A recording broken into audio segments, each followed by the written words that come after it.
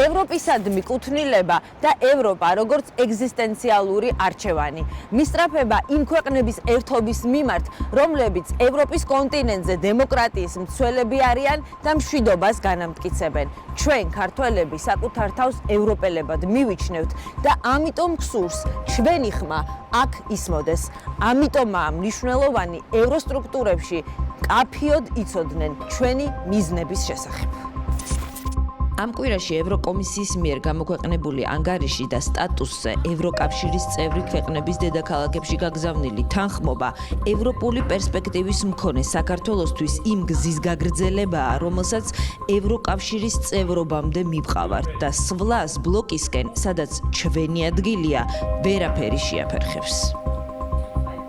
ევროკომისიის პრეზიდენტის 8 ნოემბრის ეს ყველასთვის და ყველაზე სასურველი განცხადება იმაზე მეტად ამაღელვებელი იყო, ვიდრე წარმოგვედგინა. And the Commission recommends that the Council grants Georgia the status of a candidate country. წევრობის მსურველი ქვეყნები მომდევნო ეტაპზე გადასასვლელად პირობებს იღებენ. ეს ევროკავშირის პოლიტიკის ნაწილია პარტნიორების უკეთ მოსამზადებლად და გაფართოების ყველა ტალღას წინ უძღვის. სტატუსი საქართველოს უნდა მიენიჭოს იმ თვალსაზრისით, რომ უნდა განხორციელდეს ზოგიერთი რეფორმა. სრულად ვუჭერთ მხარს საქართველოს მოსახლეობის უდიდესი უმრავლესობის სურვილს, რომ ისინი გახდნენ ევროკავშირის წევრები. აღნიშნული მისწრაფებები უფრო კარგად უნდა იყოს გათავისებული ხელისუფლების მხრიდან. მოხდეს უფრო მეტი ჩართულობა ოპოზიციასთან, სამოქალაქო საზოგადოების წარმომადგენლებთან. პროგრესია მისაღწევი მთავრობის მხრიდან 12 პრიორიტეტზე. ევროკომისია აღიარებს რიგ პოზიტიურ ნაბიჯებს, მაგალითად, ოპოზიციის მონაწილეობა საპარლამენტო მუშაობაში, განხორციელდა სამოქმედო გეგმა დეოლიგარქიზაციაზე, ჩამოყალიბდა ანტიკორუფციული ბიურო და ასე შემდეგ.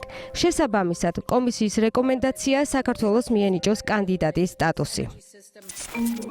ურსულა ფონ დერ ლაიენმა თქვა, რომ უკრაინა, მოლდოვა, საქართველო ევროპული ოჯახის ნაწილს წარმოადგენენ და ევროკავშირს სურს ეს ქვეყნები ორგანიზაციის წევრები იყვნენ. გზა მარტივი არ არის, მაგრამ ტრაექტორიაა ცალსახა. იმედის კვირა ევროკომისიის პოლიტიკურ ხელმძღვანელობას კითხვით მიმართავს, ჩვენი ინტერესი უკვე შემდეგი ნაბიჯი ხდება. პირველ რიგში მინდა დავიწყო უზარმაზარი მადლობით. ეს დღე ძალიან მნიშვნელოვანია ჩვენთვის, ემოციური, ისტორიული და ბედნიერი ვარ, რომ თქვენთან ერთად ვიზიარებ ამ წუთებს ამ დარბაზში.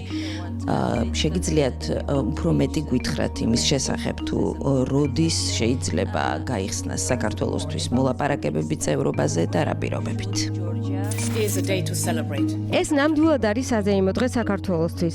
კანდიდატის სტატუსი მიენიჭა ქვეყანას. ხშირად, როდესაც ვანიჭებთ ან ვუწევთ რეკომენდაციას ან სტატუსის მინიჭებას, ვამბობთ, რომ ჯერ კიდევ რამდენიმე ნაბიჯია გადასადგმელი. საშინაო დავალება შესასრულებელია. ნამდვილად არის დღევანდელი რეკომენდაცია საქართველოსთვის უზარმაზარი ნაბიჯი, რაც აღიარებს საქართველოს მოსახლეობის უდიდესი უმრავლესობის ძალიან შთამბეჭდავ მისწრაფებას, რომ გაწევრიანდეს ევროკავშირში. 9 რეკომენდაცია საქართველოსთვის რთული შესასრულებელი არ უნდა იყოს. რაც უფრო სწრაფად შესრულდება ევროკომისიის დავალება, მით უფრო მალე წავა ქვეყანა წინ. პროგრესს 2024 წლის ოქტომბრის ანგარიში შეაფასებს. უახლოეს პერიოდში გვექნება ასოცირების საბჭოც, სადაც უკვე ახალ რეალობაში საქართველოს როგორც ქვეყანა, რომლის მისამართიდაც გაიცა რეკომენდაცია, რომ გახდეს წევრი ქვეყანა, უკვე ამ რანგში წარვსგებით, უკვე ახალ ფორმატში ბრიუსელში და ჩვენს პარტნიორებთან უკვე კონკრეტულ რეკომენდაციებზე, რომელზეც ვთქვათ, ძველზე ვთქვათ, შეფასების ნაწილშიც და ახლებზეც გვექნება ძალიან დინამიური მშელობა, თუ როგორ ესახებათ მათ შესაბამისად ჩვენს ამ რეკომენდაციების ვთქვათ, შესრულება დროის თვალსაზრისით და ბევრი ტექნიკური გადაწყვეტადობის თვალსაზრისით. როგორც ოლივერ ვარჰეიმ ტვიტერზე დაწერა, ამოცანა ნათელია და საქართველოს ევროპისადმი ერთგულება და სიმტკიცე დაეხმარება დანარჩენი ნაბიჯების შესრულებაში.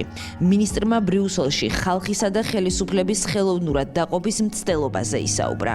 პარტნიორები, როდესაც საუბრობენ ქართულ ხალხზე, რა თქმა უნდა, მათ გააზრებული აქვთ, რომ ქართული ხალხის უკან დგას საქართველოს ხელისუფლება, საქართველოს ხელისუფლება ძალიან მაღალი ლეგიტიმაციით არის არჩეული ხალხის მიერ და ის მანდატი, რომელიც ჩვენ მოგცა ხალხმა, ჩვენ ამ მანდატით ხელმძღვანელობთ იმისთვის, რომ საქართველო კიდევ უფრო დაუახლოვოთ ევროკავშირს. 9 რეკომენდაციაშია 2024 წლის არჩევნების საგარეო პოლიტიკასთან თანხვედრა. მინისტრი ამბობს, რომ არჩევნების უმაღლესი სტანდარტით ჩატარება საქართველოს ინტერესია. არჩევნებიდან არჩევნებამდე ვამტკიცებთ, რომ ჩვენ ვცდილობთ ყოველ ახალ ჯერზე უკეთესი შედეგები და უკეთესი შეფასებებით იყოს საქართველოს ჩატარებული არჩევნები. შესაბამისად, ჩვენი ინტერესია, რომ სწორედ ის რეკომენდაციები, რომელიც გასცა ოდირმა თუ ნებისმიერ სხვა საერთაშორისო ორგანიზაციამ, მათ შორის ვენეციის კომისიამაც, რომელთან ჩვენ ძალიან მჭიდროდ თანამშრომლობთ, არის გზამკვლევი ჩვენთვის. რამდენი წელი დასჭირდათ ქვეყნებს აპლიკაციის გაგზავნიდან ევროკავშირში გასაწევრიანებლად? 6 დამფუძნებელი ქვეყანა.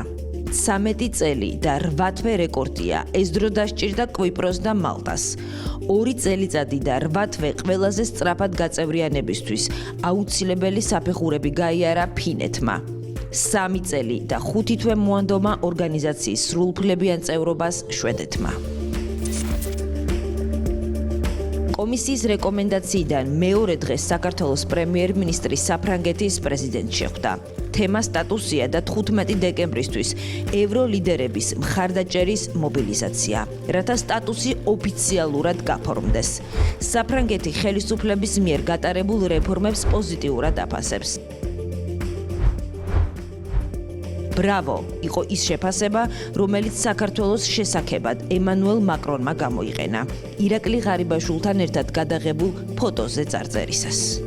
მისგან მივიღე მხარდამჭერი სიტყვები, მან მითხრა, რომ საფრანგეთი მხარს დაუჭერს ჩვენი ქვეყნის მისწრაფებას ევროპულ გზაზე. მე დღეს არ მეგულება არც ერთი ევროპაში არც ერთი ქვეყანა, რომელიც მხარს არ დაუჭერს ჩვენი ქვეყნის შემდეგ ეტაპზე გადასვლას, ანუ სტატუსის მინიჭებს ოფიციალურად.